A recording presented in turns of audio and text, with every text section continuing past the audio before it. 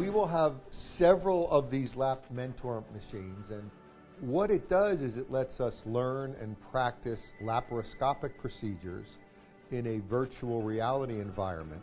So what it offers is some realistic anatomy to do surgical procedures, everything from removing gallbladders to colon surgery to gynecologic surgery, as well as practicing specific hand-eye coordination tasks and doing them repeatedly and actually being able to measure performance.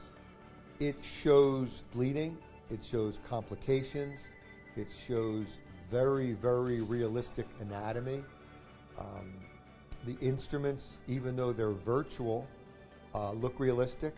There's actually what we call haptic feedback, where if your instrument touches something you don't want it to touch, you'll feel that, and that's also simulated. There are several different scenarios you can choose, different patients, if you will, and depending on what you do in that patient, the simulator will actually tell you you've had a complication, you've cut something you shouldn't have cut, your patient is bleeding, things like that. We generally use it with everyone from medical students to residents to practicing physicians.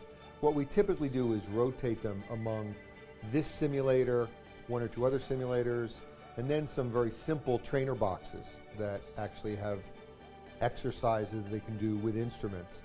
The nice thing about the simulator compared to the trainer boxes is that it's reproducible and measurable, so you can actually measure performance on here.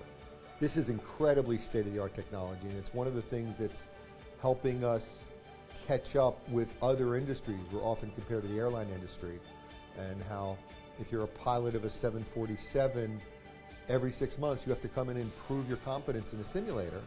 And in addition to proving your confidence, they throw complications at you. They'll have a wing fall off on the simulator and see how you recover and train you how to recover from that. That's where we're just starting to go in healthcare, and specifically in the surgical specialties. I just can't describe how great it's going to be when we walk in the door at CAMLS. It's just an amazing concept. It's going to be a one-of-the-kind facility in the country and even in the world, and it's really going to define the Tampa Bay area in healthcare.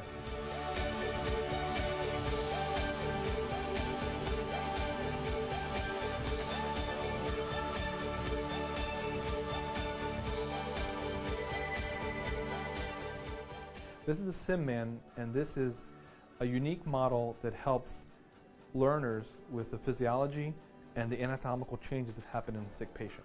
It'll talk to you, so we can program verbal responses, so that you come and talk to the patient. You can say, you know, Sally, how are you feeling? And he'll talk to you. He'll tell you, I don't feel good. My leg hurts or my belly hurts. As it gets worse, they'll start to gargle maybe, and they can't speak to you at all. Up here near the mouth, if I need to put a breathing tube in, it will allow me to do that completely. Or we have ways of changing the anatomy of the mouth so that you can't intubate. You can't put the tube in the mouth. And the learner would have to understand that that's an emergency situation and I need to do another maneuver to get air into the lungs. In the chest cavity, I can listen for breath sounds easily on either side, and if there's a problem or a collapse of a lung, I can actually do a therapy and re-expand that lung. Down in the arms and the legs, there's areas where I can actually feel a pulse, so that I can have, in this scenario, someone lose a pulse in the leg and have the learner tell me, well, what would happen if they lost a pulse? What does that mean? Well, how is that incorporated into the rest of the physiology? And then over here, the benefit is, in real time, if I don't put the breathing tube fast enough, if I don't put the chest tube in to help the collapsed lung, the patient's actual physiology will change and maintain a crisis situation. But likewise, when they do it in real time, it will improve, and they can see that their actions improve the patient's care. What this model does, and what the new learning styles are, is to take the learner before they see the patient and come back and say, well, these are the common scenarios that can go wrong. This is what you would look for in the physiologic changes, and these are some of the tools you have to stop that.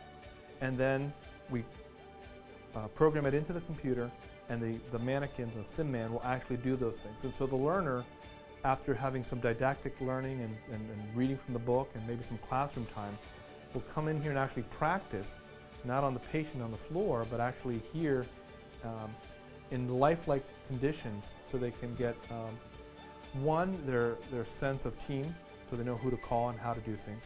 Two, their own sense of abilities, so they have confidence as they go forward to actually take care of patients. And also get some feedback and say, well, what did you think about that? Did you actually understand what we're trying to tell you? Why is this important to look at the patient? And have their own feedback so they can actually become adult learners, which is continuously learning and continuously growing in their practice. I love watching that early learner get that little light bulb suddenly go off and go, wait a minute, I know what to do now. And you can see them over time, they get better, they get faster. What CAMLS does now is something that other centers have tried to do in individual little silos.